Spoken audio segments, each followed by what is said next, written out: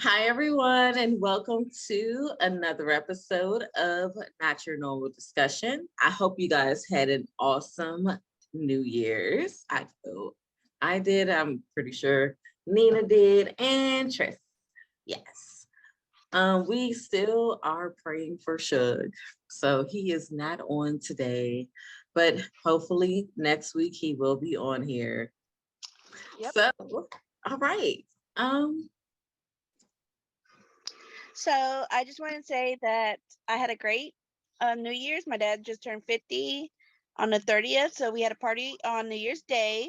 And a lot of my family came from the West Coast, either through air, flying on a plane, or by RV. So it was really great to see my whole family together.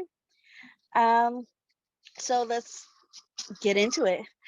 Today, one of the ways that Betty White died on the 31st, the last day of the year. Just the angels took the wrong person because she was one.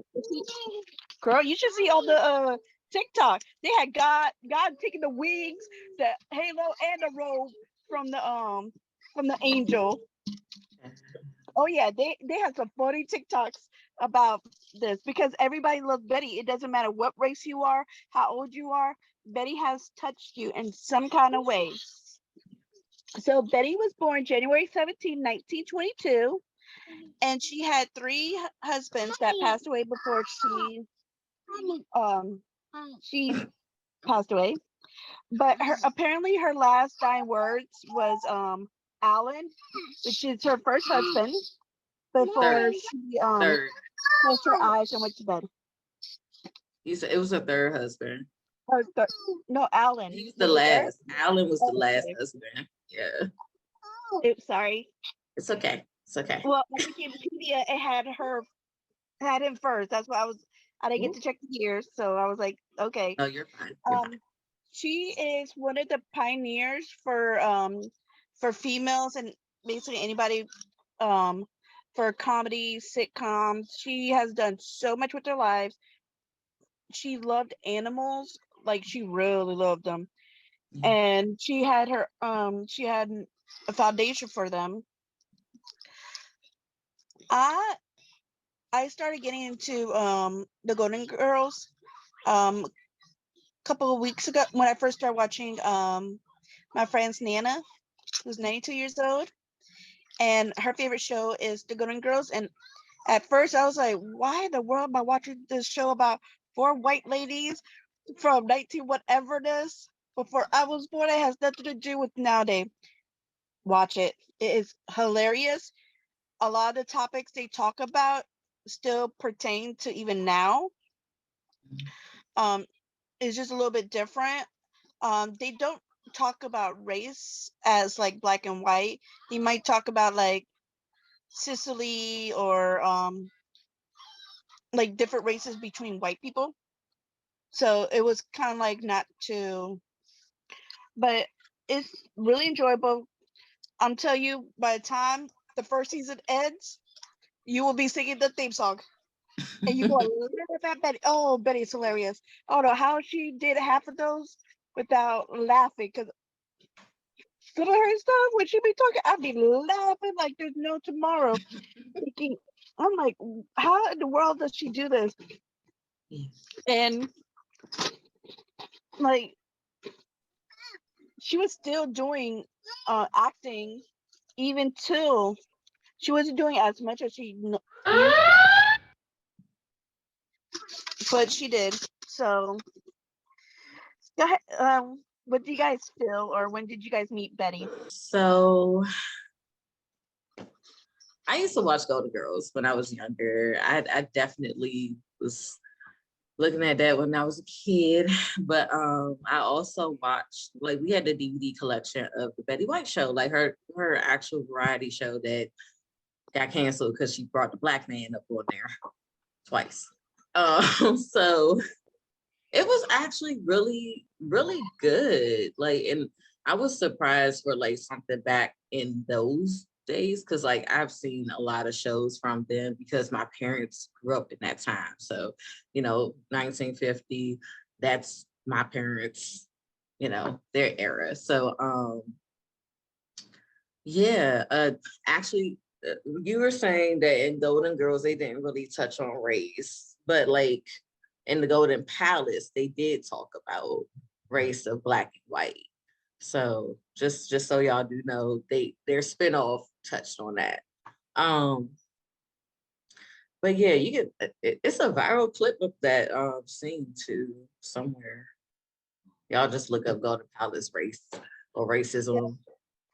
Yeah, y'all found it. But yeah, I always adored her, especially her character Rose. She was ditzy, but she was so sweet. She was like, oh, you just can't help but love the fact that she's so stupid. Because she was just like that little country, Pumpkin. yeah. But she was just like so naive and so cute. But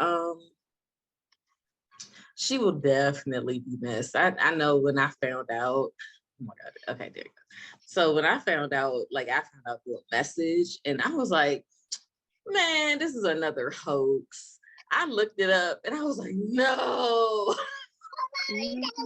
screaming no. Because I'm like, damn, girl, they couldn't take Trump, they took you. Like that's who they took. That's what they had to do. Okay. Thank you. That's great. Like it was just like that. I felt that it was unfair, and I definitely got lit on New Year's. Oh yeah, I drank for Betty. I definitely did. Check my TikTok out. You'll see. But yeah, but no, she was definitely an icon, and I think Ryan Reynolds is probably crying in his sleep every night because he said he had like a crush on her or something. I don't know, just a sweet lady. And I think it's really sweet that the last words that she spoke was Alan. She knew she was getting ready to go once she saw her husband come for her. That was it. She said, okay, I'm just going ahead, go to sleep. That's it. So I didn't get to grow up on Golden Girls because my household was especially before mom got religious, was a Lucy household and a Fresh Prince household.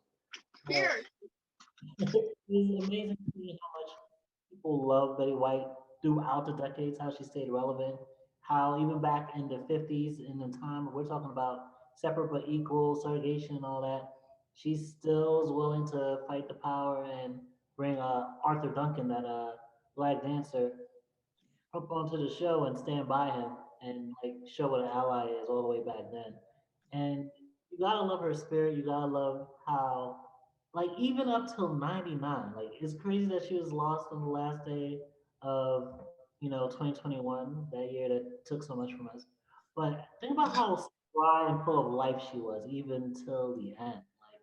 Like Betty was someone who was like she had life to her. She had energy to her, and I mean, you see that radiate in how people talk about her, how all of us loved her, how she was a national icon, and then how she served so many things, especially as an animal rights activist, getting guide dogs for the blind, just everything she secured. There's few people, and especially as divided as America is right now, who are as unifying and full of like just light and life. Like there was Bob Ross, there was Mr. Rogers. Right now we have Dolly Parton. I hope they protect her too, so Please. that the angels, the demons of 2022 don't come around. Like Betty White was one of the last icons. She was one of the last surviving. She was the last surviving members of not just the Gold Girls, but also the Mary Tyler Moore show. Mhm. Yeah. I loved Lucy growing up and like felt a connection to her. I want to dig into the Golden Girls now and like see who that was, but just yeah, she was one of those comedians from back in the time period where women were just getting into the workplace, women were just dominating the workplace. They were just showing up on like screen in the same fashion. And like to think to be one of those like pioneering people and to still be willing to sacrifice your show on principle, like how easy would it be to just look the other way when Arthur Duncan or any other black dancer was going to make an appearance, or just be like, well, they said you can't be on, you can't be on. But to have principles like that during that time period is something that we all need to have, even in the midst of this time period now. We can still do that, we can still have love, but be principled, be about something, and make a difference. Do it for a better. So something that I want to do for her birthday. Her birthday is January 17th. So things that I've been seeing online is um on Betty White's birthday, there's two things that I saw to do. Be kind to everybody that you see. Just be kind, because there's not enough kindness in this world, Yeah. and we're all protected about each other. So be kind, and also when you talk to somebody or you see somebody, make eye contact, laugh and smile like she does. Yeah. Oh. Just one day, we just need just a little extra kindness. Yeah. Definitely. Definitely need shoot. I already do that, so hey, I can do it some more, honey. I can do it some Do more. extra. Yeah. Go out of your way. Be not like, if you see somebody struggling with their groceries, go help Help. them. Go help. Just but let them know, hey, I want to help you with put your groceries in your car, not just grab their grocery because they might think that you're trying to steal it. Yeah. I'm sorry. I ain't But get see, that's not how the world should be. It should be, you should yes. be able to Yeah. um Help go and people. help your neighbors and stuff Yeah. without them Mhm. thinking the worst. Yeah. Well, luckily, I don't really live in a neighborhood where people will think the worst if you try to help them. So I got lucky with that. I will say that. Let's take a break real quick. But before we take a break, I just want to say we will miss you, Betty, and hopefully that documentary that they have for you that they're only showing one day in theaters will do you justice. Yeah, it's only one day. It's only one day. I What can't hear day? you. Her birthday. Okay, I'm gonna go. I Okay. better see all of y'all there. Shoot. How you? I'm I in DC. okay, all the people. We'll take pictures that we were there. Okay. LOL. But all right, y'all. Let's take a break. Our next topic for all you sports fans is Antonio Brown. If you didn't know, he was a wide receiver for Florida Tampa Bay Buccaneers. And people have been talking about the antics that he's had for quite a while now. But the latest thing is him being released, supposedly being released from the Buccaneers after he had what people are calling a meltdown from him getting up, tearing off, basically like tearing off till he was shirtless and walking off the field. Supposedly they told him to go in and play, and he's like, "I've got a bad ankle,"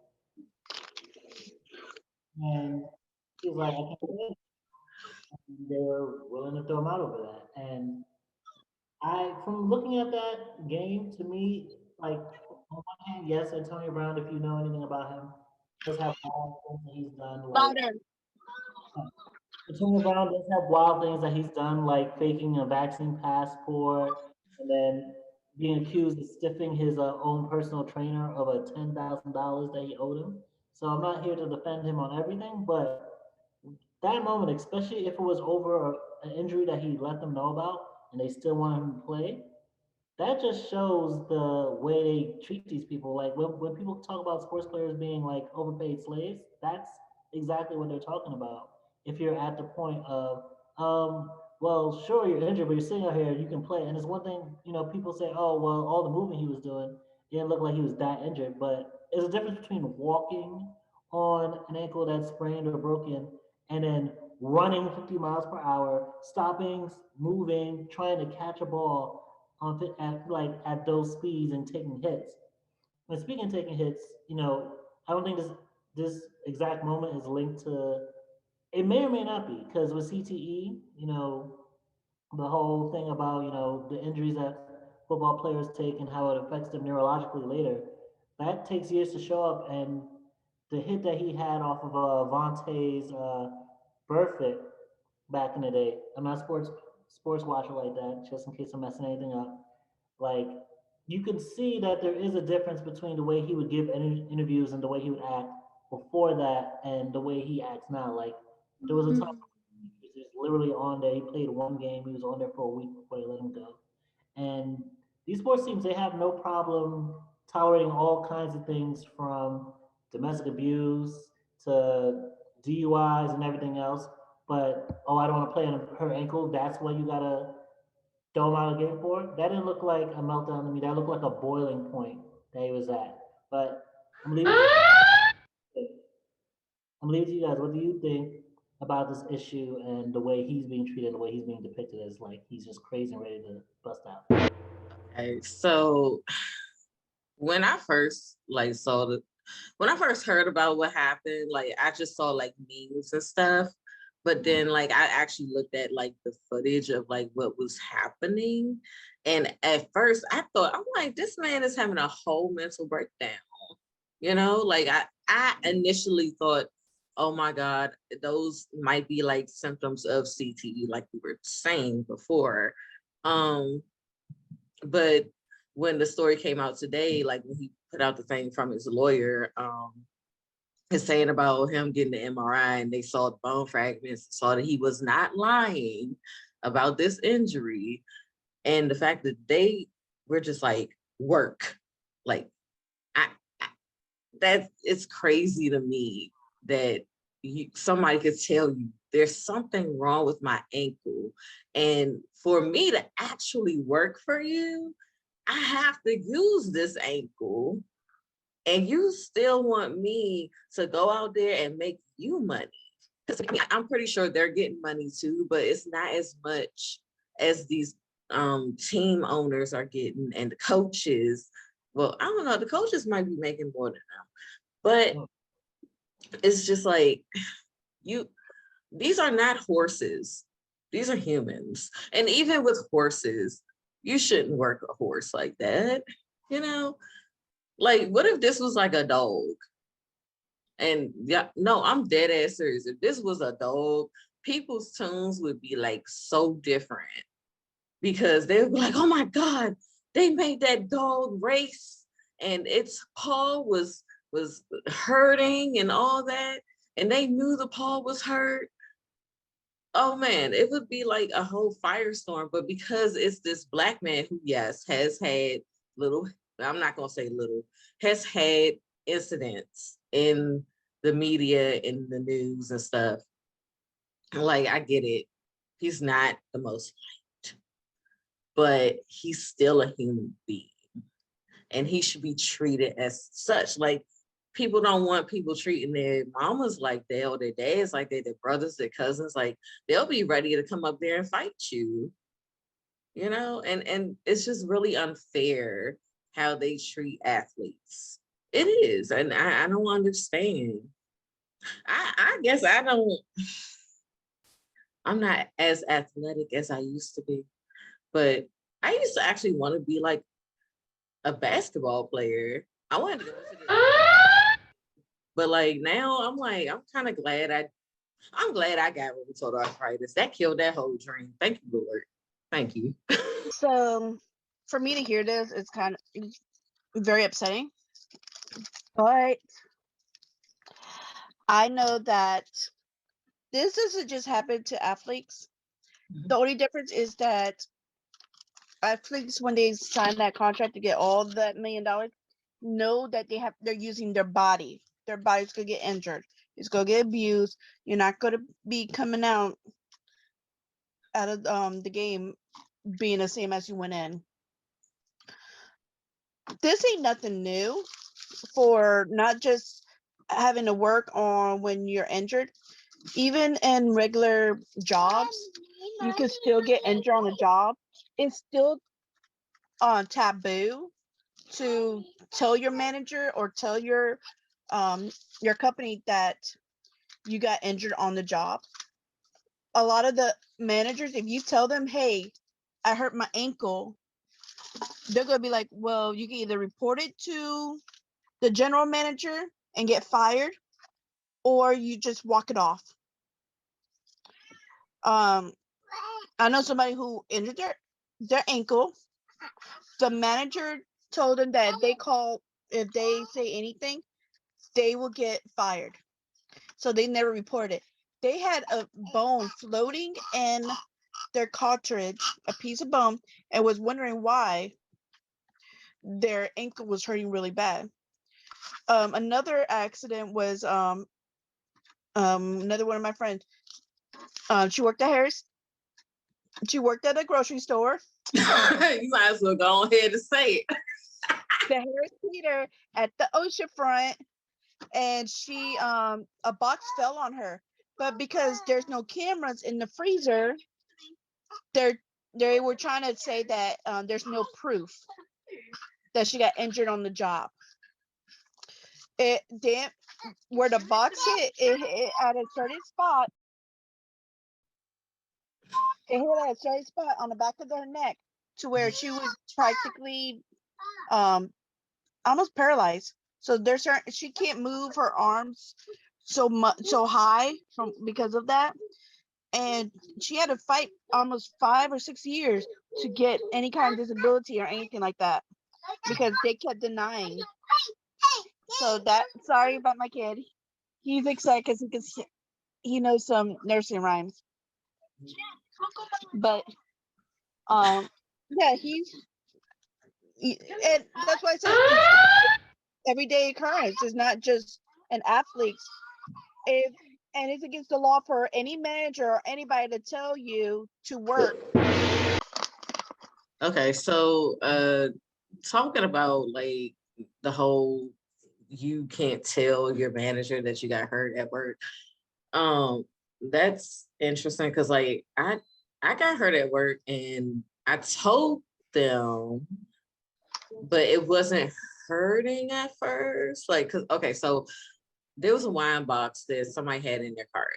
I tried to pick it up and somehow it slipped. So I tried to catch it because of course it's like glass. I'm not trying to have glass fall everywhere. So I caught it, but like it hurt my shoulder like really bad. And I was like, that kind of hurt. But then like later on, like maybe an hour later, oh, that shit was burning. And I was like, hey, my shoulder's burning from that wine box. They were like, okay, go home. They actually didn't even want me to come back until I was cleared. They don't play at Trader Joe's. That's the one thing I will say about them. They don't play when you get injured. They will send your ass home. Yeah, and if you come to work injured, they will send you home. They don't want you to pay for that. Oh, they would have had to pay for the workers' comp, but I didn't fill out the form because I was like, it's not even. It was okay. No, but I just think it's ridiculous because, like, I remember when I got injured, I had I tried to tell my manager. They're like, it's okay, it's just this, and I'm like, okay. But I'm telling you, so I need you to write it in the book. And they're like, but you only grabbed it wrong. And I'm like, but my wrist is hurting. Ooh. It'll feel better tomorrow. And I'm like, okay. Whatever. Can't hear you. Can't hear you. Still can't hear you. Hey, Jeff, where did you get the headphones from? You said the what?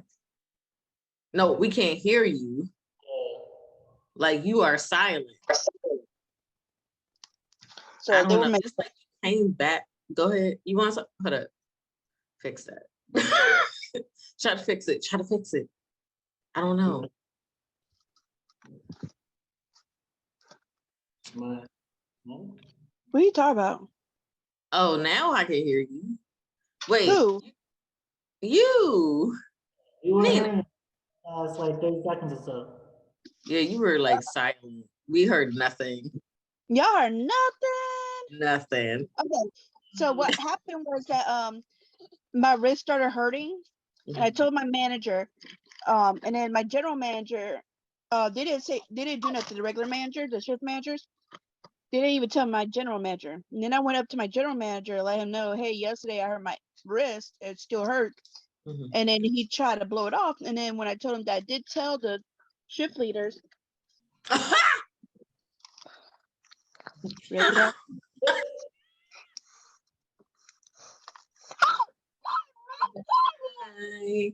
He's Okay. like, I'm here. No, but my general manager fussed out those shift managers Mhm.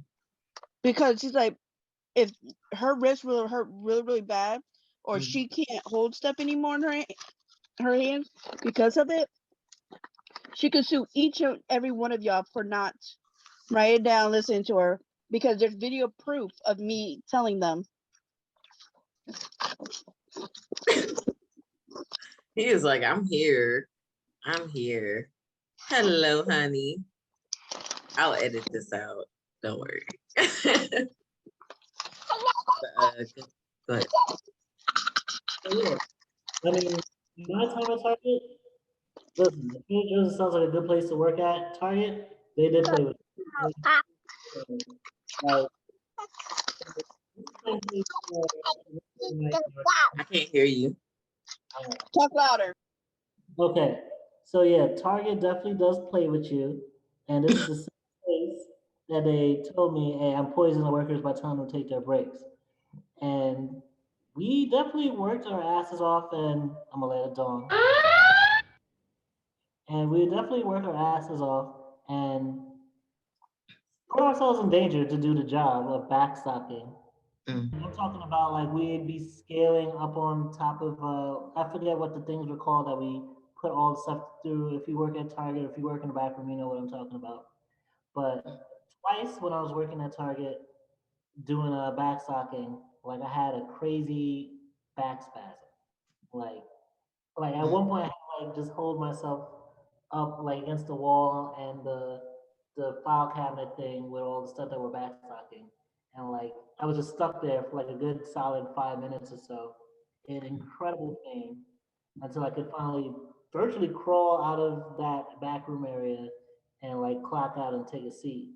And it was just kind of place where like we didn't complain about like I didn't go file for anything like that and probably should have back then, but like that was just how it was back then. Like we were all like doing like putting ourselves in danger to get the job done faster, staying late, all kinds of things like that. And sports, especially football, this is definitely a game where, especially when you have this recorded problem of CTE, and it's not like they're getting additional compensation in their contracts for that. It's just kind of a thing like, oh, well, this is, it's almost like they're coal miners. And it's like, well, black lung is just something you can get, you know, CTE is something you can get if you get Parkinson's, you know, and it's something that we really have to consider. And it makes me think of back when COVID and everything started and they had the NBA players in the bubble. And remember, they were getting ready to like do like a strike for real. Like the players were gonna do a strike over the conditions of the bubble, and then Obama came through and broke that up. It's in the hotel rooms, though. What the hell were they striking for? Well, I mean, think about it. The same way we talk about how you're a workhorse, you gotta like they were under just like yes, it's a hotel, but it's still this condition of listen. It was a You're good hotel, too. Well, there was I can't remember all the details of it, but I know that they were kind of peeved of everything that they could and couldn't do, and the restrictions that there was on them for how they could move, all for the sake of bringing sports back and making people forget their troubles, basically, and trying to jumpstart the process of getting everything back to normal. Okay, So but with okay, I know we weren't really talking about the bubble, but with the bubble, like, would they have rather got COVID and then not been able to play, or like, because I know that they were upset about not being able to like, go out and enjoy themselves and stuff like that. But it's COVID. Like, why would you even want to go out? Why, I mean, like, we figured a way out of it now. Like by this time, like then it yeah. was new. But Like, but but people were dying. I mean, That's what I just don't be understanding about people. I'm sorry. I know we weren't talking about that shit, but I'm just saying people are still dying, and it's like we're still dealing with COVID. It's still a pandemic, yeah. but like I get when it was so new, like oh well. But the emphasis on getting everyone back to normal and like sports being a big part of that, it's kind of crazy to me, this kind of condition. Like, imagine if the strike had been successful, and like now for Antonio Brown, because of things that were set up by the strike, you couldn't just tell him, oh, play on a broken or a damaged. It sounds like a broken if there's bone fragments. Play on a broken ankle because the only reason we got you was to help us get the Super Bowl win. Like, we have Tom Brady right here. We're ready for this win. You're not gonna mess it up. Like, imagine if we had things laid out from if the strike wasn't broken by Obama back like 2 years ago, well, a year and change ago, like if they had negotiated things like better treatment for the players, that they would be treated like workhorses, and we wouldn't be like saying someone is having a meltdown over not sacrificing their leg for one game. Like that could have been the end of his season. If he that could have been the end of his career. Like for that could like one play could have made a difference for everything. And like people like yes, you could say with his history, it's a meltdown. Although to me, it's still a bowling point. If a nigga's taking off his shirt, that means he's in the energy of he wants to fight. And like to me, that's like a boiling point. A meltdown is like if he like attacked the coach after he said that. That would be a Yeah. meltdown. Like Yeah. to me, a boiling point more than a meltdown. But it's we got to look at the bigger picture. If what he's saying is true and the MRI confirms it, then like yeah, fuck those niggas. Like fuck them. Like no, you're not gonna fucking destroy my body to like they still won the game anyway. Like they were losing at one point, so that was causing a lot of frustration. But or they weren't winning as well as they thought they would be against the team they're Yeah. playing. But they still won. So like fuck you at the end of the day. And like Basically. gotta stop being so tribal where we're willing to be like, yes, destroy yourself. Like, even if it's just this one play, destroy yourself just so that my team can win. Like, we gotta remember, like, yeah, I was saying, these are human beings, and yes, they're heavily and highly paid, but they also know that there's a short, like, most of them have a short window that they're gonna be highly paid, and that's why so many of them end up broke because the way they're living now won't be the way they usually are living 5, 10 years from now. So, take into consideration. Okay.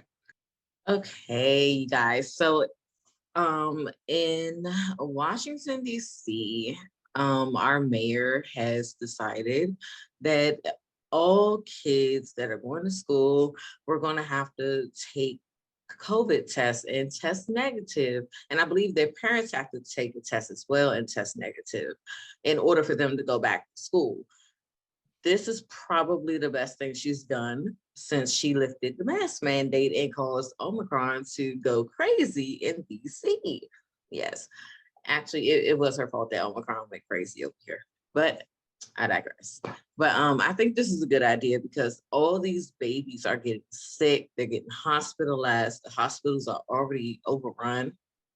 I'm looking at like I have an account on Nextdoor and I see a lot of people who are saying don't go to the hospital if you are not like in at death's door because it's full. And I don't understand why we didn't go back to virtual learning when we had our cases go up. I think it was like 800%. Yeah, it's been crazy over here. That's why when I went out, I had two masks on. I'm not playing with these people, but I think this is a good idea. We need to get a control over this whole entire virus. Nobody wants to lose their kids, and who knows what the after effects will be for them. And then it's people that don't even want to get their kids vaccinated. And I'm like, look, your kids are getting sick and they're passing it to like other people. I'm not saying that getting the vaccine is going to keep you from getting it, but it will at least keep them from getting really sick.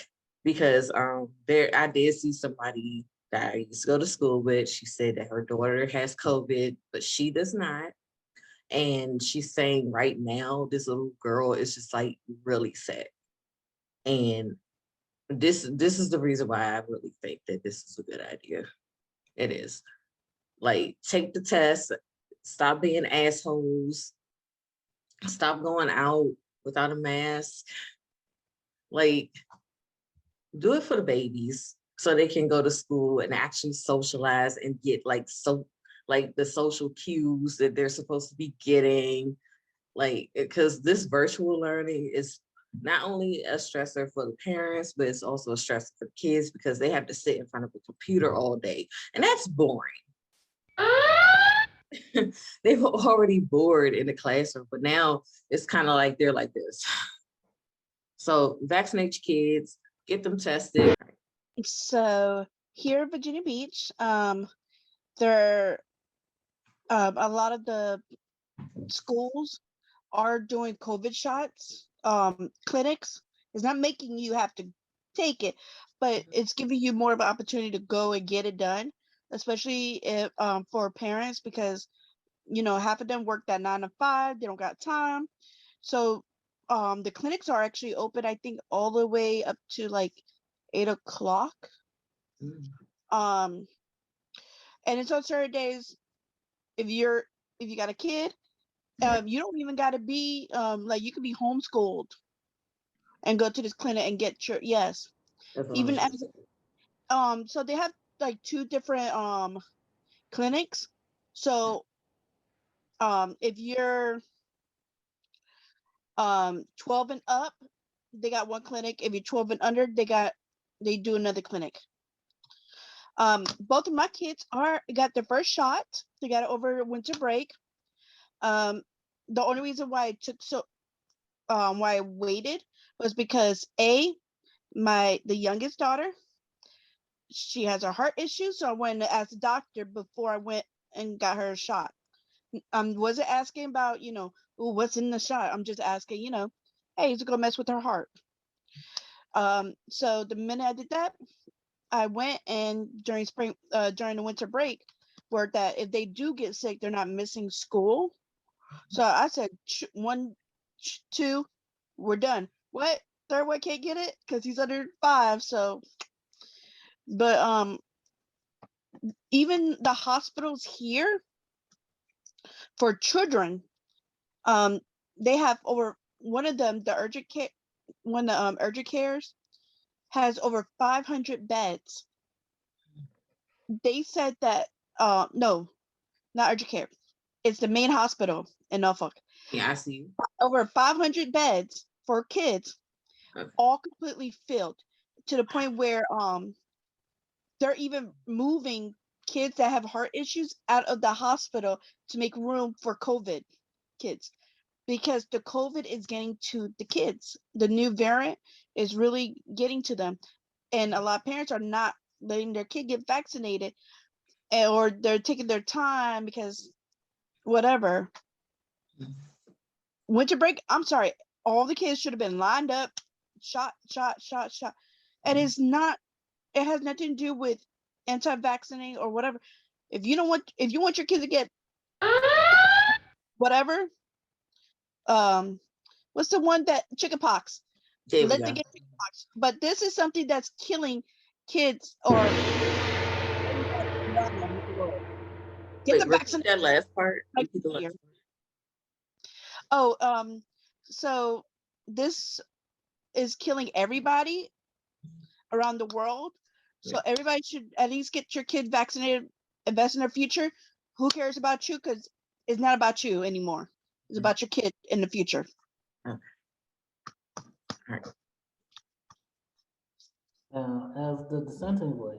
Now, I agree with most of what y'all say. I don't know if I had kids, if I would be getting them vaccinated so soon, but then again, I probably would be homeschooling them through all this because, like to me, COVID and even especially the Omicron variant, Omicron, it really exposes just how difficult the live thing is. Like we talk a lot about like how the hospitals are filling, and so this is the reason to get back. But like before, like COVID, people they were closing down hospitals. Most states like were closing down hospitals, and like now we're seeing, ooh, maybe we shouldn't have been doing that.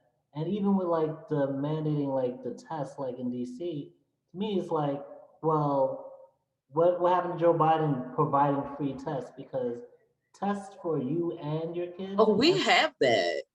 We have free tests. I just want to clear that up before you continue. But go ahead. Go through your insurance. They'll send you, like I have Anthea, Blue Cross. I went onto the app, and it even says like send test. How many do you need? Go ahead. But, yeah, to me, like I'm more on the side like what Chicago's doing, the Chicago Teachers Union, where they're basically they took a vote and they're forcing basically remote learning right now. Even though the governor in Chicago, he was like, or the mayor, I believe, he was saying that if they do that, he's gonna cancel classes altogether. Like he was really trying to force them not to do it, but they're like, we're gonna be the ones teaching these kids. So if you're not going to either do remote learning or something to protect us, we're doing it ourselves. They voted again the importance of unions. But my little sis, I think she's out here. Jody, yeah, she's out here. She herself caught COVID and everything like that, and I wasn't here. But from what I hear, she was nervous about it, and she was worried if she was gonna die. And now her parents are getting tested for it now. So like, I need beyond just mandates or anything like that. I need the federal response and these states' responses to step up and stop acting like this is gonna go away anytime soon. Like this is we're entering what year two, year three of this. Like this is we're gonna keep. Three. I It mean, is. think 2020, then all 2021, and now we're entering 2022. So it's going to be year three of it.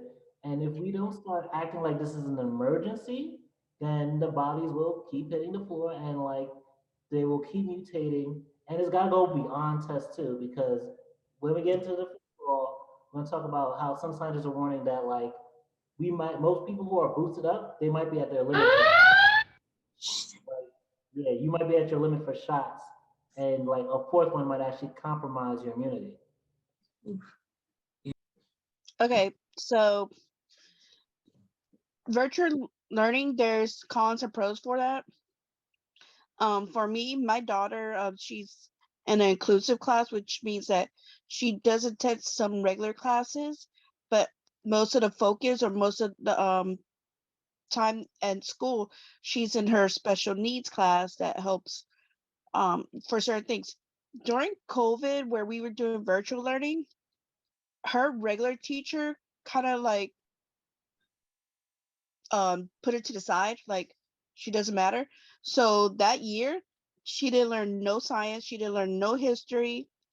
The only thing that she did learn was math and reading from her special needs teacher, but even then, it was hard for her to focus.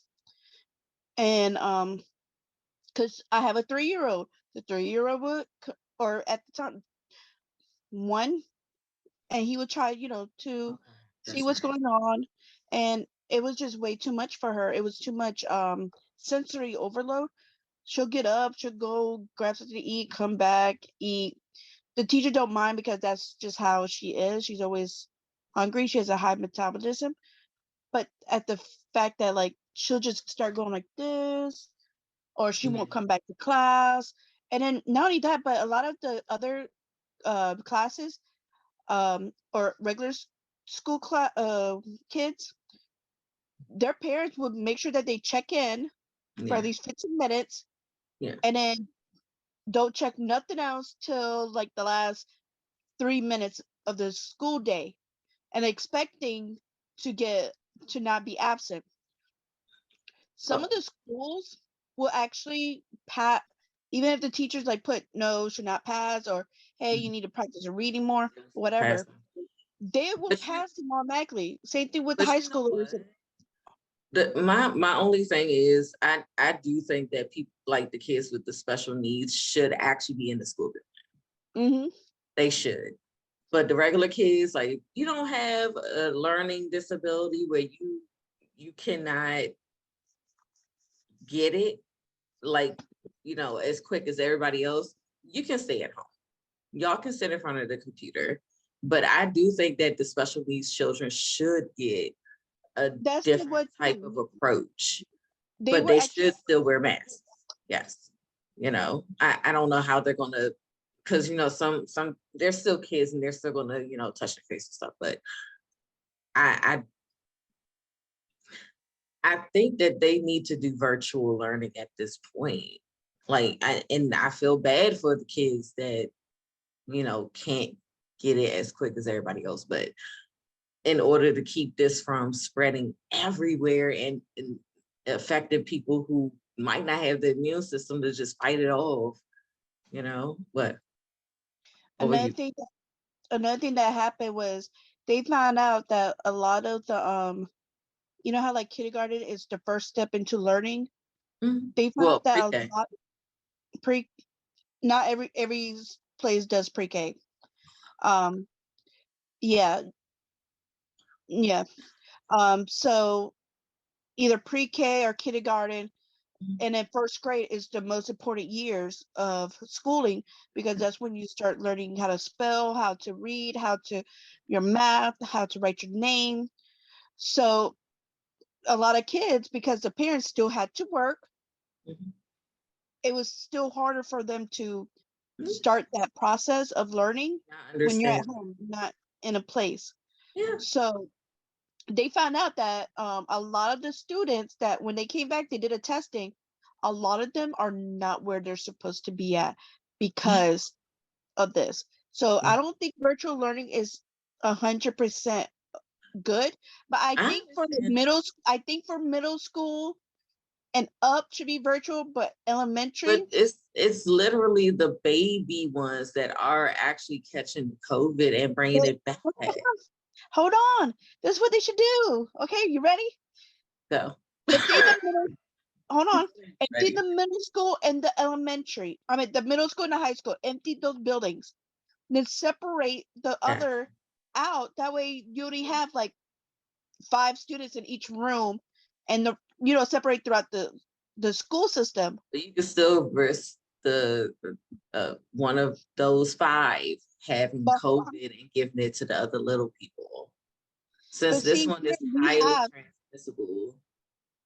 oh, but see here we That's have it where um poor Tris. He's like, class be uh sorry, And get the extra 2 minutes. here, face mask is I'm gonna free. let it run. They I'm have gonna let lots of hand sanitizer. They have all the janitors come. They got like Ghostbuster it with some day spray and spray all the classrooms But twice by a that day. time, it's already been transmissed or Not transmitted. they do it That's a twice a day. transmiss, child. And like for special needs, they wipe down the table like when the minute your kid gets up and move because it's got its own desk. But when the kids move and go to another class, they hurry up and wipe down. They don't Okay, play that. understand. Go ahead. That's good that they're doing that. Some schools, I feel like, especially considering we are in America, the land of the great, that we're not doing that everywhere, that we're slacking, that we're just getting by. And especially in the face of a surge, like it'd be one thing if like, okay, cases are going down, everything like that. Like, but we're seeing a surge. We're seeing like what they said like 1 million people in a day, like new cases, and that's not even counting everyone. Like that's counting like what hospitalization. So like in the face of that, we really need to get our act together and we're doing the opposite.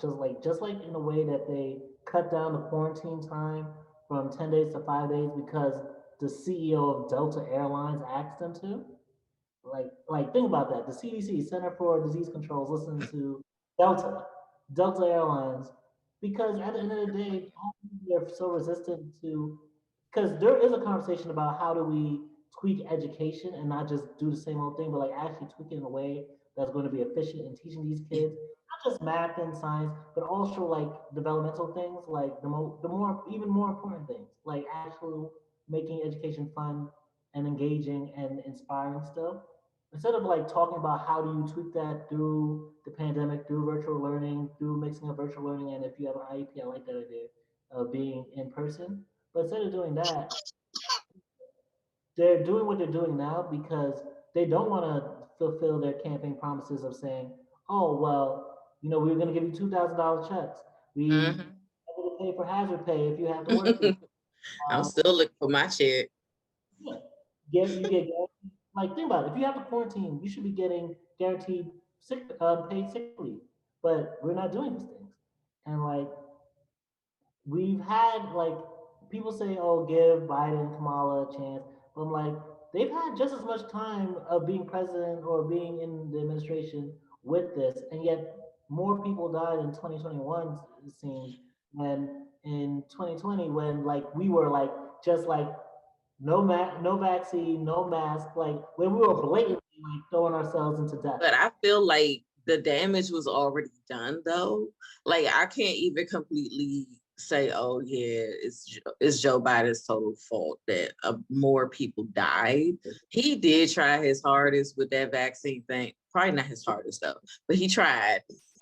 But like I said, the damage was already done when Trump was in there and was calling it a hoax, and then all these people talking about the vaccine is going to kill you and all this. Like the damage was already done. Huh? But it's not just the president, it's all three of our we got the House of Congress that should have been saying, yes, check, let's do this. That's what I mean. Like the damage was already done. But like they already had these crazy motherfuckers coming through and harassing other senators and congress people because they don't want to get vaccinated and they don't want to wear a mask and they just don't like you because you're a Democrat and crap like that. Instead of doing all that, they should have been making sure that their constituents was getting fucking vaccines. But no, you wanted to be up in other people's damn faces. Well, oh wait, is AOC a Democrat or just a progressive? But virtually Democrat. She's supposed to be progressive. We haven't seen the policies come through yet. I used to believe Nancy. But the thing I'll say is, like, for example, if I'm arguing with you and I see I'm not getting nowhere with you, but we're still having a debate, a conversation, then I gotta find the thing that I can agree with you with and move you that way. And if you came in knowing what you're coming into, saying you're gonna restore the soul of the country, saying you're gonna get us on track, saying all these promises of what you were gonna do, especially Kamala with the promising of saying 2,000 $2,000 monthly checks. If you're saying all this and you don't do any of it, then like yeah, people have even less reason to believe you. And like they put put all the eggs in their basket in the basket of oh just get vaccinated, just get vaccinated. And like mind you, I'm not vaccinated yet, but like yes, vaccines do keep you from being as seriously hospitalized, from being sick as long, and cuts down the risk of dying. But for example, like we've had our third shot, our booster shot, and eventually at some point this year they're gonna say get a fourth booster, but it turns out like from a British report, one that like they say that the booster shots are actually less effective against Omicron, and it's not the same strain. And it also wears off faster, so it like starts wearing off like within 10 weeks versus like the original shots that are like 3 to 6 months. And then even worse, they're saying sometimes some scientists like because in Israel right now they're already doing a fourth booster shot, but they're worried because some scientists are worried because they're saying that there's such thing as immune system fatigue, and that getting a fourth booster or even more boosters past that can actually trigger your immune system fatigue and then make you less protected against COVID in the future. So like at one point or another, at some point down the line, like we're either gonna hit like collectively as a country hit that, and like then we're really gonna see the bodies at the floor, or like we need to start doing more than just vaccinating. Is what I'm saying. Like you can still have that. I'm against vaccine mandates, but if you're gonna still have that, you have to include other things around that. And like for example, the army they made a vaccine that's not just against what you call COVID, but against all SARS viruses. Like why are we not moving off of the Pfizer and all that to that? Like, it wasn't about money. You would have been like, oh, the military has something? Well, let's test how effective it is and get that out to people. And if Biden really wanted to like save the midterms, save his presidency, actually make sure that like the Democrats have a chance in hell the end of this year or 2024, he would like give states emergency use so that they can build more hospitals, more ICU beds. He would make sure that not only would we have already all gotten our free tests, but also got our free mask as well. He would expand testing centers. Like your half-ass shit and then be like, but I did what I could. Like, if you're gonna half-ass it, then don't be mad when people, don't fuck with you. True. This last topic is about that bitch, not Carol Baskins, but Kristina Graper. This dumb, grown ass, I won't say hoe, but I want to say all the bad words I can about this woman. It's a hoe.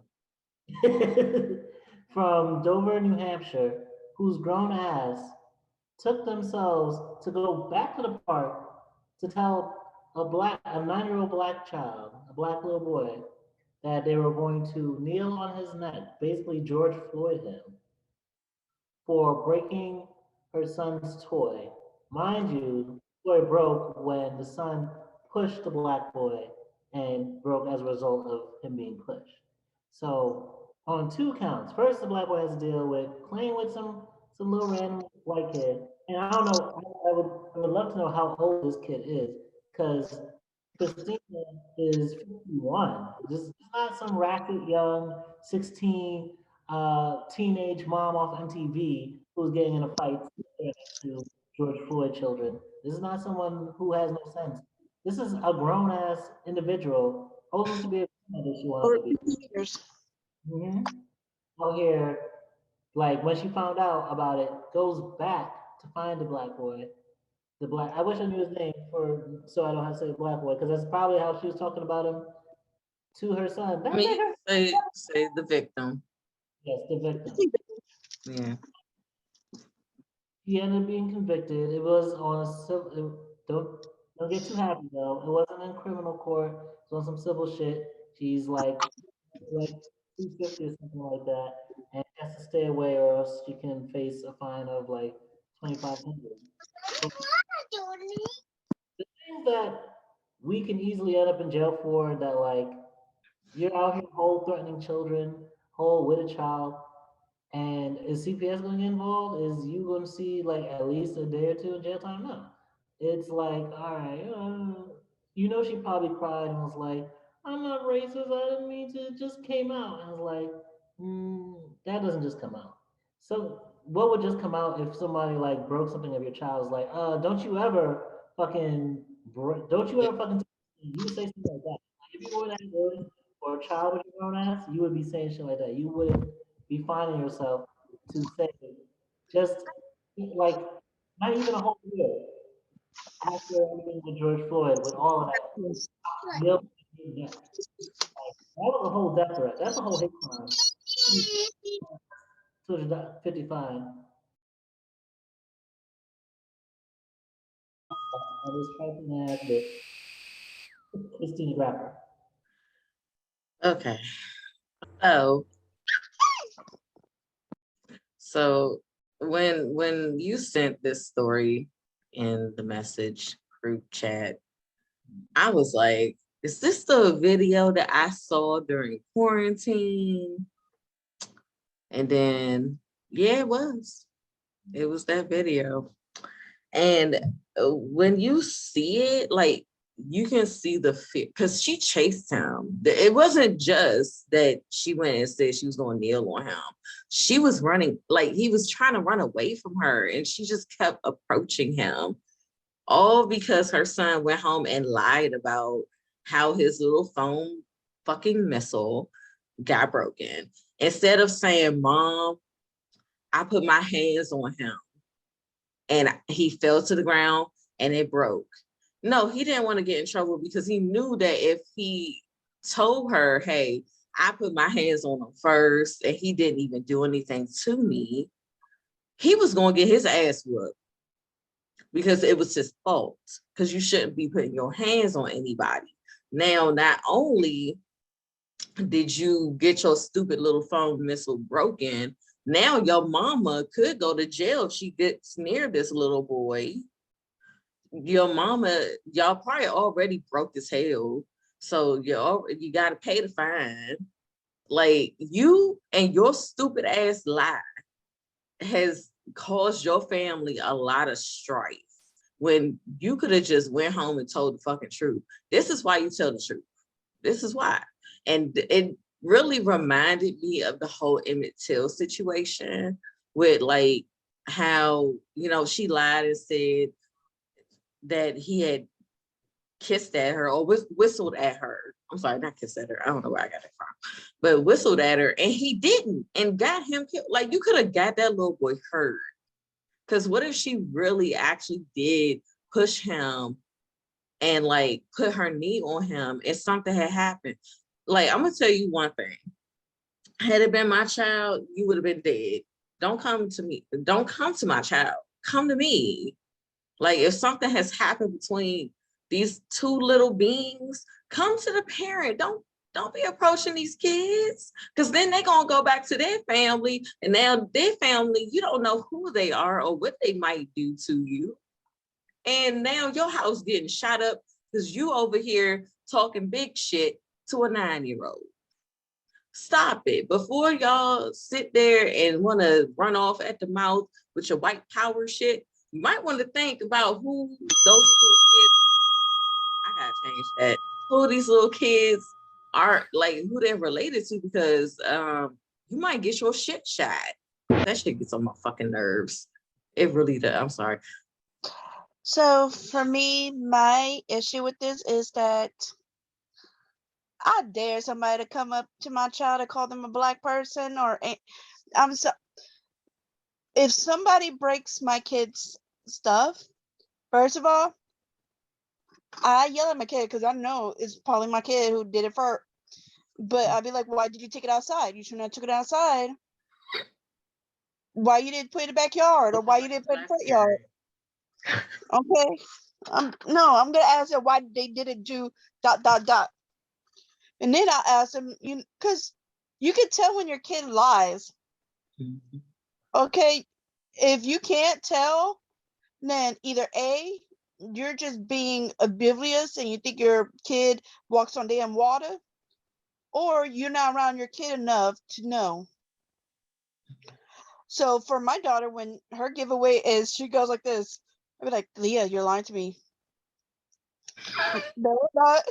Like, she opens up her eyes wide and she tries not to smile because she knows she's guilty.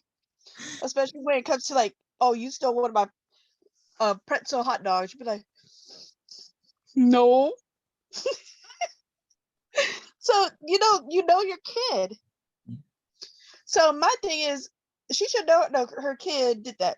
Second of all, I dare somebody to come to my child, calling them by whatever skin color they are, their name,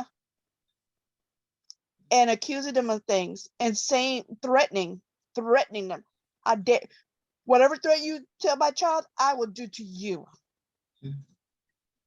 I don't care if you say, oh, I'm gonna go get a BB gun and shoot your toy. Let me find your damn toy. Your vibrator will be get shot because you know you got no body. Whoa. The vibrator, baby.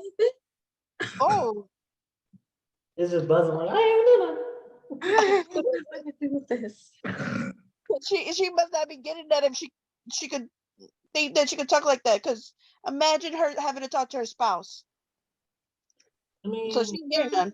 Anyways, back to the topic. This he should be. I hate the fact that she's not really doing any jail time. She Mhm. has to stay 2,500 steps or feet away from the child and their family, and she's only paying $500 fee. I'm sorry. You're telling me that I will be able to go and threaten some child and say, I'm gonna stick my knee on your throat so you'll die because over a toy? No, I'm sorry. You pay a lot more money. Yeah. All right, I'm about to post. I don't even know. Like, I'm gonna be honest. I'm tired of it. I'm tired of y'all white people lying all the fucking time. I'm tired. Like, and going back to what you were saying, when your child is lying, I feel like he probably came home crying. So you can't tell if your child is lying or not if they already crying. So I'm pretty sure that's what actually happened. So it's like, she's like, he's crying, he's hysterical. This poor little white child that's just so heartbroken. I'm sorry. But this poor little child that's so heartbroken about a phone missile that probably costs $1. Let's be real. If it fell because he fell on it, it costs $1. Because ain't no Nerf phone missile gonna break because you fell on it. Okay, it's not gonna happen. Not Nerf. But yeah, next time get Nerf. But seriously, I don't like how like the pattern in history of them lying about a Black person and then the Black person gets in trouble or gets hurt or gets killed. It's getting too much. This is 20 motherfucking 21 and she does need to do jail time. I'm sorry, it's 2020 fucking 2 and she needs to do jail time. Not only does she need to do jail time, she need to be paying a bigger fine. Hit the pockets. Like y'all $500 need is to actually nothing. look at the video. Look at the video. I'm dead ass serious. That little boy was scared for his fucking life. He was scared. And this big ass, fat ass, yeah, fat. I'm sorry.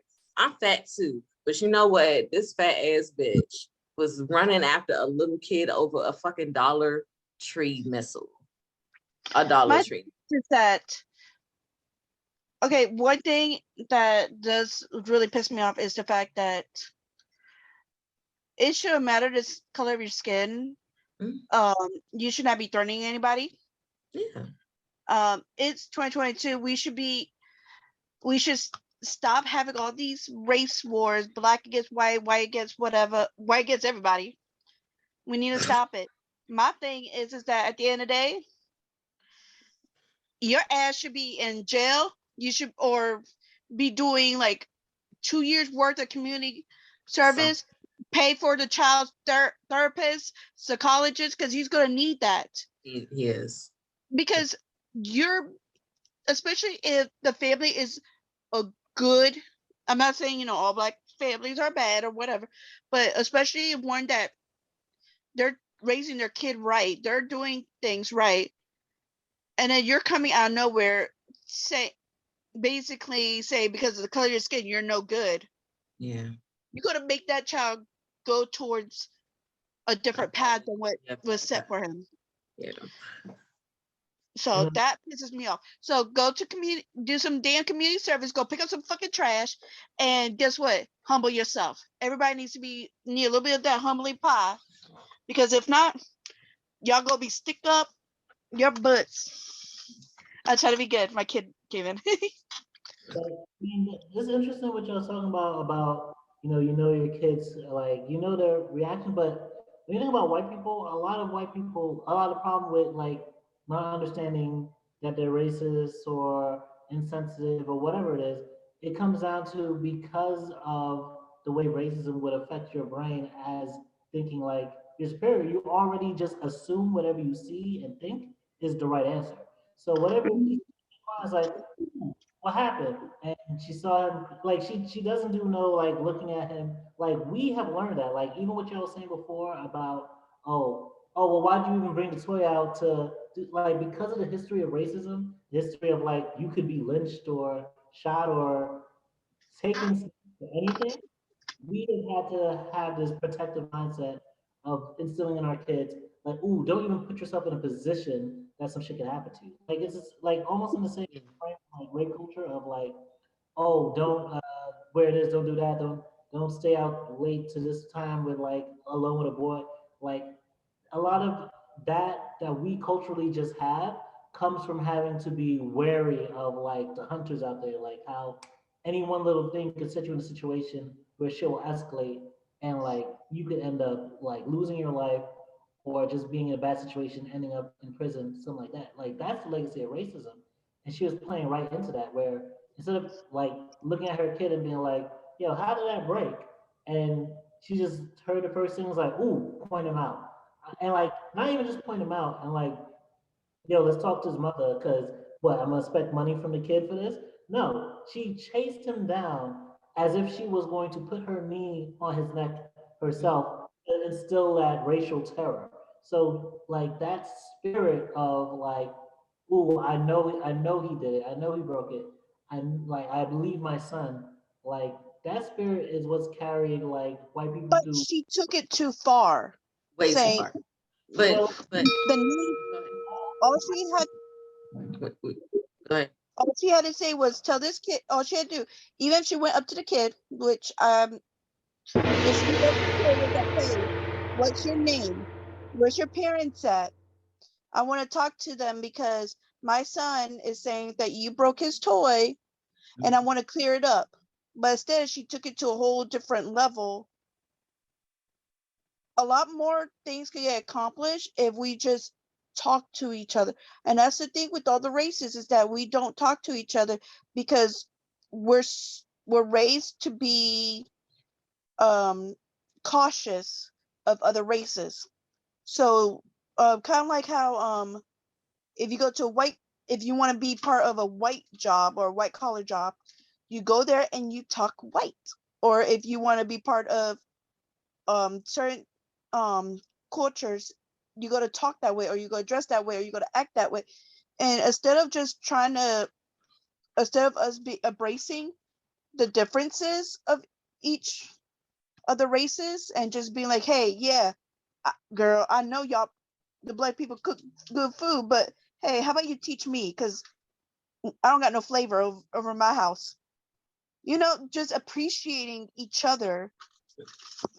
And that's my. But she didn't even do that. She just went straight for, yep, that. I'm gonna get you because I'm white and this is what's gonna happen. Yeah, and that's really irritating, and that's why, like Tryst was saying, we have to be told, don't do certain things because this can happen to you. Like, I know, just growing up, you have to hear, don't have anything in your hand. If they say hands up, whatever you have, drop it, because they'll think that you have something in your hand and your ass will get shot. Oh no.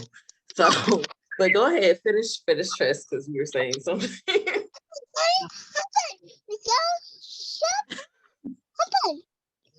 See, you got the freedom, kid. You got that privilege. About like they told people in school and all, but you gotta watch that too. Like it reminds me of that little Twitter conversation back when white people were discovering.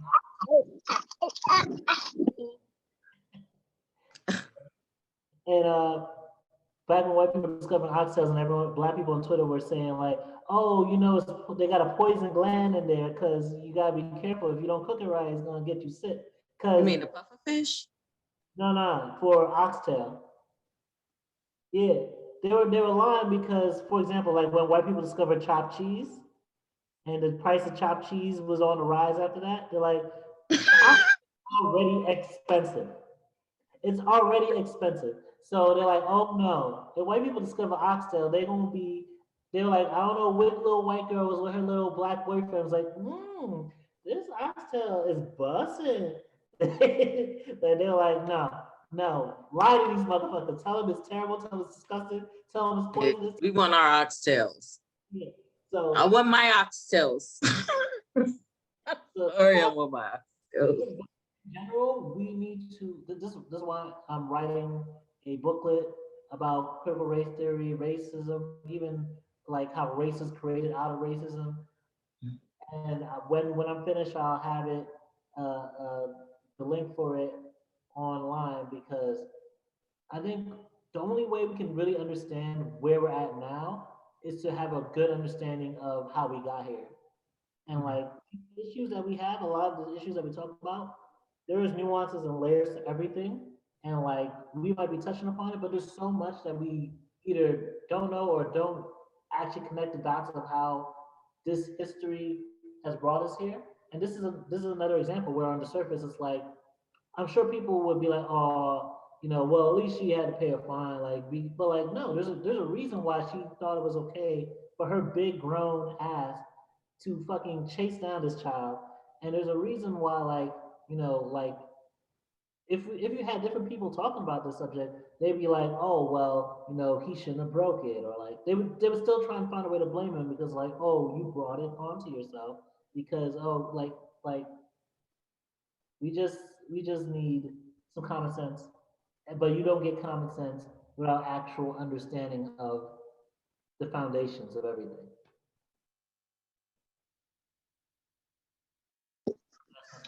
That's true. My apologies. I just I don't know. I just like I s- for so when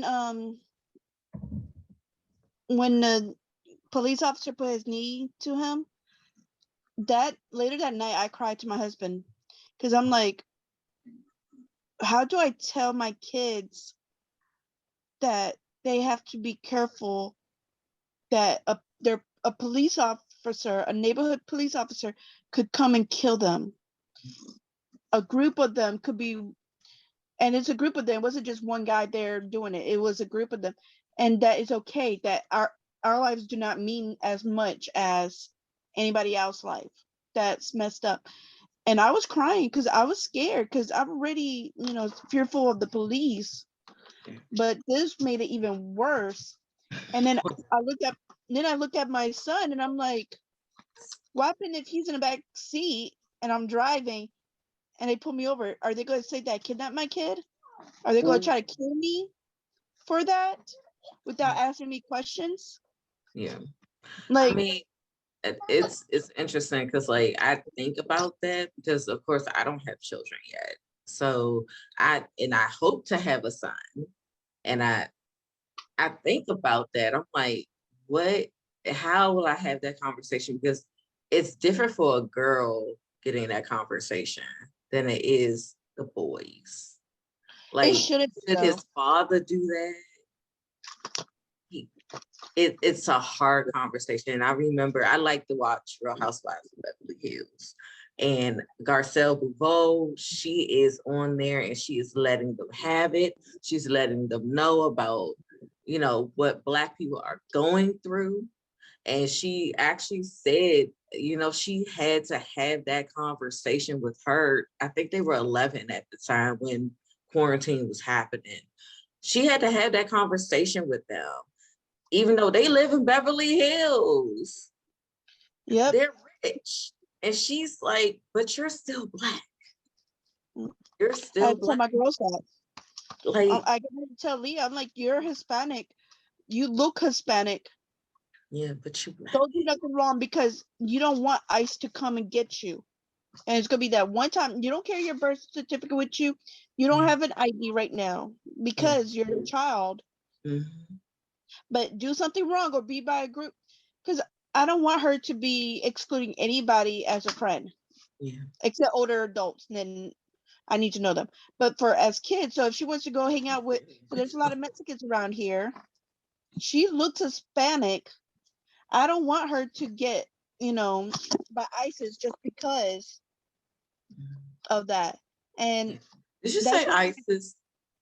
not ISIS, sorry, ICE. It's okay. No, but I get it. I get it because that's hard. That's just a hard conversation to have, like as a person of color, period. Well, I don't know about Asian, but or Indians Native Americans have it hard too. They gotta have that conversation too. Native Americans, Black people, and Spanish people have to have that conversation with their children. And that's fucking pitiful. Okay. I'm sorry, it's just pitiful because I don't know how I'm gonna do that shit. I don't know. And all my kids are different colors. Mm-hmm. And they all look a little different than each other. So that's why I say for me it's fearful. Like when we went to the family reunion, I'm like, have you guys seen my son? They're like, your son? Like, yeah, he's 3 years old. Because for me, I don't think about color skin. So, and I'm thinking, oh, they know who I'm talking. They're like, I wonder what the little white boy, the only white boy here. Do you know where he went? And they're like, oh yeah, he went to the bathroom. So it was something, because it was just something that I have to do. And I hate that I have to describe him like that. Yeah. Yeah. He's passing. Let's be honest, he's passing. I'm sorry, little man, you're passing. Just say, But hey, sorry, but you have a little bit of advantage, my man. Yeah, that he got all the races in a white package. He's good. He said he Captain Planet over here. Oh, tell me what your name is. At the end of the day, I'm still See, my name is. What's your name? No? Okay. He's saying that his name is Jack. You could delete this part if you want. I mean, we can't. You like I it? mean, I don't know. Should we? That's cute. We want to keep it in? Yeah, Would you- keep it. That way, everybody knows that you could get a white kid that's not albino, or what is it called? Albino, right? Albino. Albino. You can still have a white baby from a black. But go ahead, Tryst. I just feel like that is interesting. There's some also I can't hear. You do a patty cake, sorry. Mute. also, Nina, mute. You might have to mute because we can't hear him. Okay. I was saying that that is something that I do think about if I ever do have kids, because like I used to joke back in the day, like because I'm fat too, I need to get all my fitness, and I used to joke, yeah, I want to be like I used to be fast back in the day, but I was like I want to get fast enough to do police brutality runs where I could run through traffic, I could hit corners real fast, like do the zigzag weave in case they shooting behind me, like because like for example, like I've had friends who said that like yo Tristan, you either gonna live a long time or you're gonna die short like a short life, you're gonna live a short life, and like one of my friends is like. I can see you dying by suicide by cop, cause yeah, Hello, because counted. Why that's did my why cat just walk through the room? that's why Come here, mama. Oh, as she's leftist, in. as leftist as I am, that's why I don't be going to the protests because I'm like I can only imagine being in a situation where I feel like compelled to protect someone, and that's the last day you ever see Tristan. The bullets are flying, and because the cops like, oh, nigga, what? Oh my. Oh my. Like and for the summer we for us to have the summer we had in 2020 and for in New York for a mayor to be like top cop, Mr. I'm black and I don't have a problem with stop and frisk and all that. Yeah. And for like, I mean, it's becoming a bigger and bigger problem. Like the powers of the police is too strong, and like for regular white people to continue to use that as a scare tactic, as a as a means of terrorism, they know exactly what they're doing, and don't let these people say, "Oh, I don't even see race. I don't even see. I'm not racist. How can I be racist?" It's like if that's your go-to, if your go-to is basically I'm gonna modern day lynch you, Yeah. that's the epitome of racism. If your go-to as an assault or a way to put someone in check is like, I can fucking summon the greatest power that you fear, then like there's something behind it and you gotta check yourself on why that is. Yeah. All right. So we could talk about this all day long, but sadly we can't. So let's take a break. All right, you guys. I hope you guys enjoyed our show. And it is time for promotions. All right. So as I have been promoting ever since we started, I have the book called A Puppy Journey. Grandpet's World is about me and my emotional support animal. It is on Amazon. And I also have my blog, queenpediiwrites.com, where you guys can look at me do different things in my life. I also want to shout out Bombshell. I bought this awesome bodysuit. Yes, and I have another one that I will be showing as well. Yeah. Stand up. Let us see the whole thing. Oh. Yeah. I'm fat today, y'all. You're not. You just thick. That's beautiful. Yes. Oh, did the pants come from her too? No, these came from Rue 21.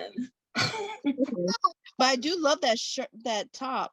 Thank you. But yeah, just called me Arthur yesterday, but that's okay. That's okay. All right. But yeah, I'm done with my promotion. Okay, so you guys know I do Beachbody. I'm a Beachbody coach. I love my Energizer. It's gonna give you enough energy to work out. So you take it 30 minutes before you're supposed to work out. It's delicious. Make sure you put enough water. Don't be crazy and just try to chug it. Then I also have the post workout. So this is pre, this is post. This will help with your muscles. And I can tell you it actually does work. I tried it yesterday. I had arm day and my arms were killing me. I took it. I barely felt it today. I mean, it's still gonna be a little sore because I don't work out like that. Then, okay, so there's this thing called Tiny Superheroes, and it is very, very dear to me, very important.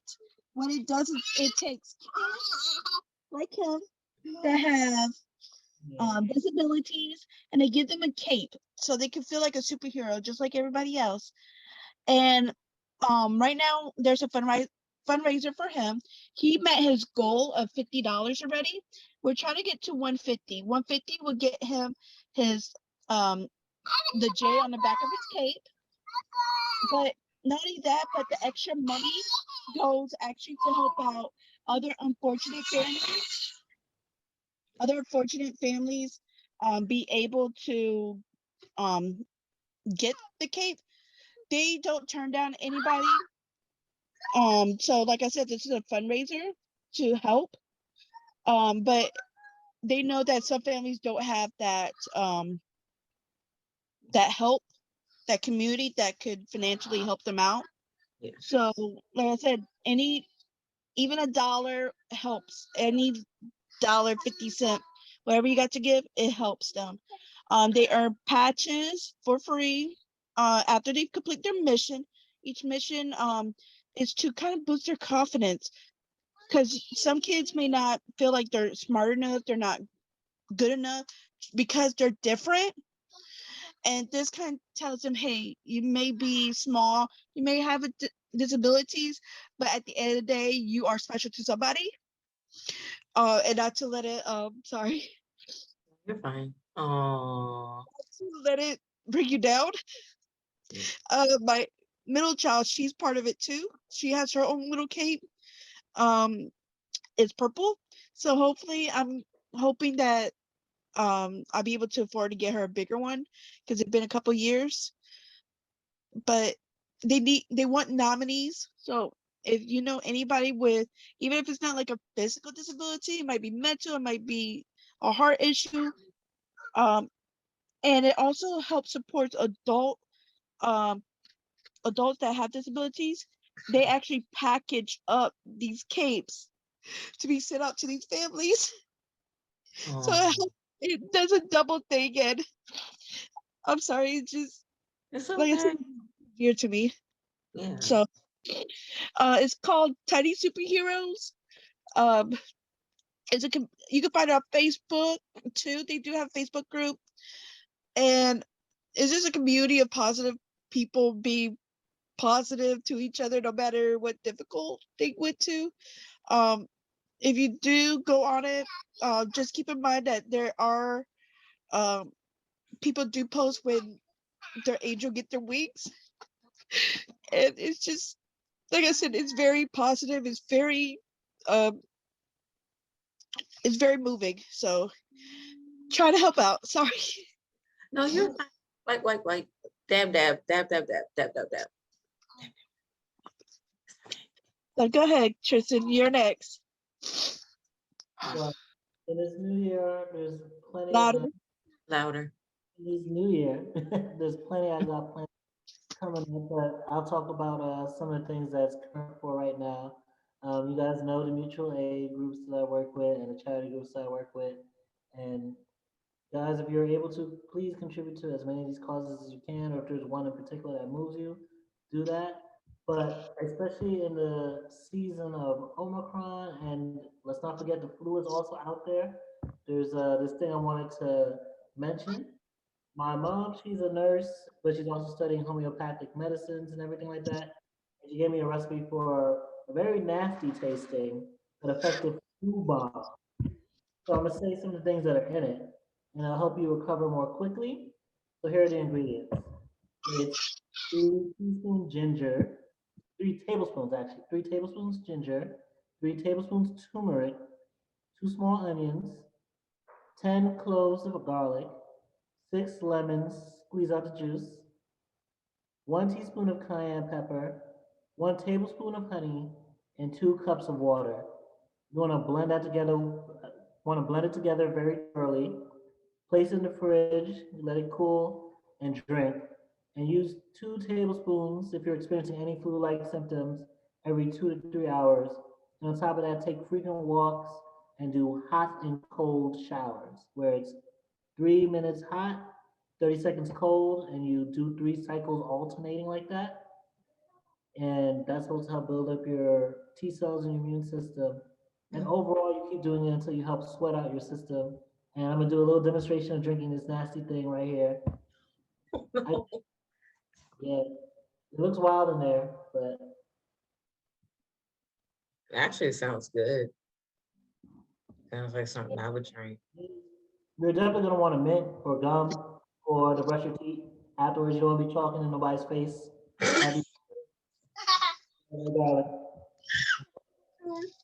Like in this season, people are sick. They don't know if it's cold. They don't know if it's a flu. They don't know if it's a fever. They don't know if it's worse. But you want to do what you can, especially while people may not be able to get to the hospitals because of everything that's overloaded right now.